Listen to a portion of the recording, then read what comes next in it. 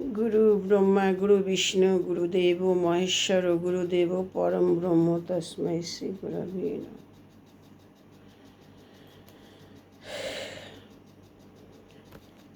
আমাদের শ্রী ঠাকুর অনুকূলচন্দ্রের মা কিন্তু কৃষ্ণ ভক্ত ছিলেন। তিনি গর্ভাবস্থায় কিন্তু কৃষ্ণকে দর্শন পেয়েছিলেন। তিনি কিন্তু জানতেন তার ছেলে আর পাঁচজনের মতো নয়। তার জন্মতিথি, তার ছোটোবেলার আচার আচরণ, তার ছোটোবেলার বিভিন্ন কাজ দেখে মানুষ বুঝতে পেরেছিলেন তিনি সাধারণ মানুষ নয়, তিনি একজন অসাধারণ ব্যক্তি। ঠাকুরের দেওয়া বীজ নামটি কিন্তু মায়ের থেকে পাওয়া। ঠাকুরের মা স্বপ্নে পেয়েছিলেন, তার অপূর্ব এক দর্শনের বর্ণনা আছে।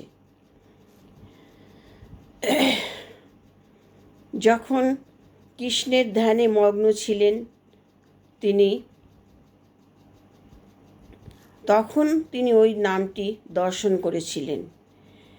ও ঠাকুরের বাল্যলীলা দেখলে বুঝতে পারবেন তিনি কে ছিলেন। রাধা আর কৃষ্ণের একসাথে মিলিয়ে আমাদের এই বীজ নাম। তাই ঠাকুর প্রতিদিন গীতা পড়তেন। গীতা পাঠ করার কথা বলতেন সকলকে। তার লেখা সত্যানুসরণ বইটি ঠিক গীতার অনুরূপ, যেটা পড়লে জীবনে সব পাওয়া যায়, সব শেখা যায়। উপাসনা যে বইটি আছে তাতে প্রার্থনা লেখা আছে আমাদের। নারী নীতি বইটি পড়লে নারীরা সংসার জীবনের সব লেখা তাতে আছে।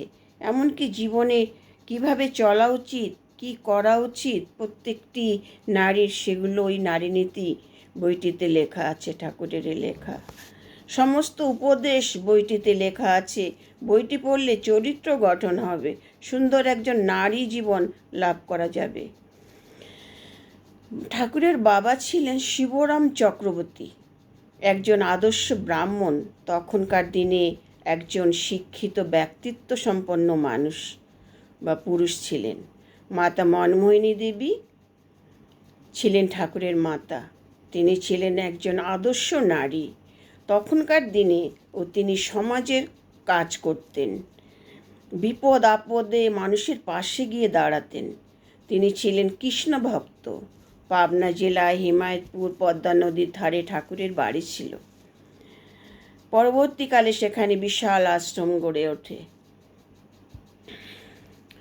যেটা ছিল সৎসঙ্গ আশ্রম। বিশাল জায়গায় নিয়ে আশ্রমটি গড়ে উঠেছিল। বাংলাদেশে লক্ষ লক্ষ শিষ্য তিনি চলে আসার পর তার শিষ্যরা ও ঋত্বিক দাদারা সে দায়িত্ব পালন করেন। এখনও সেই আশ্রমটি তাদের দায়িত্বে চলছে। সেখানে দীক্ষা হচ্ছে, ইষ্টভীতি জমা হচ্ছে।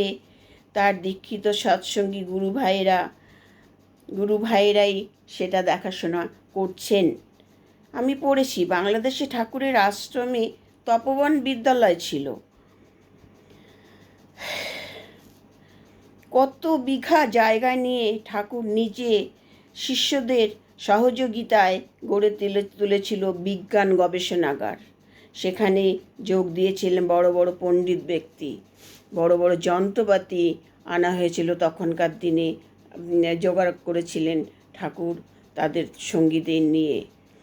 সেখানে কলেজের প্রফেসর, বড় বড় পণ্ডিত ব্যক্তি যোগ দিয়েছিল।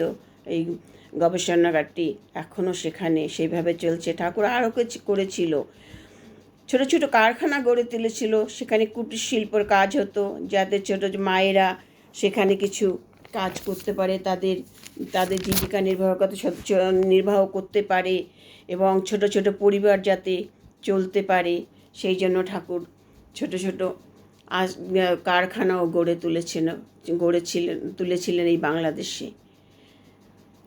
আমরা তো এর আগে বলেছি, ঠাকুর খালি নিজের কথা ভাবতেন না, ঠাকুর সকলের কথা ভাবতেন। ঠাকুর সকলকে নিয়ে চলতে চাইতেন, যে আমি একা ভালো থাকলে হবে না। ঠাকুরের মানুষের দুঃখে ঠাকুরের মন কাঁদত। তাই জন্য তো বলেছেন অনুকূল ঠাকুর দয়ার ঠাকুর। প্রেমের ঠাকুর। তাই আমরা বলবো যে আসুন আপনারা আমাদের সঙ্গে যোগ দিন, আমাদের ঠাকুরের দীক্ষা নিয়ে নিজেকে সুন্দরভাবে গড়ে তুলুন, উপযুক্তভাবে গড়ে তুলুন এবং ভালো থাকুন। এই বলে আমি আমার কথা শেষ করলাম। আমার এই আলোচনা যদি ভালো লাগে তাহলে আমাকে একটা কমেন্ট করবেন, শেয়ার করবেন, মানুষের কাছে শেয়ার করে দেবেন। আমি আর কিছুই চাই না। এই কথাগুলো আমি নিজে কিন্তু লিখি, আমি নিজে একটু ছোট করে নোট করে নিই, কারণ বাক্য এলোমেলো হয়ে যাবে, ভালো কথাগুলো হয়তো মনে থাকবে না, শব্দগুলো ব্যবহার হবে না। তার জন্য আমি ছোট করে নিজেই লিখে নিই। ঠাকুরের অনেক বই আমি পড়েছি, অনেক আলোচনা বই আমি পড়ি, বর্তমানও পড়ি। তাই আপনাদের সবাইকে আমার জয়গুরু ও প্রণাম জানাই।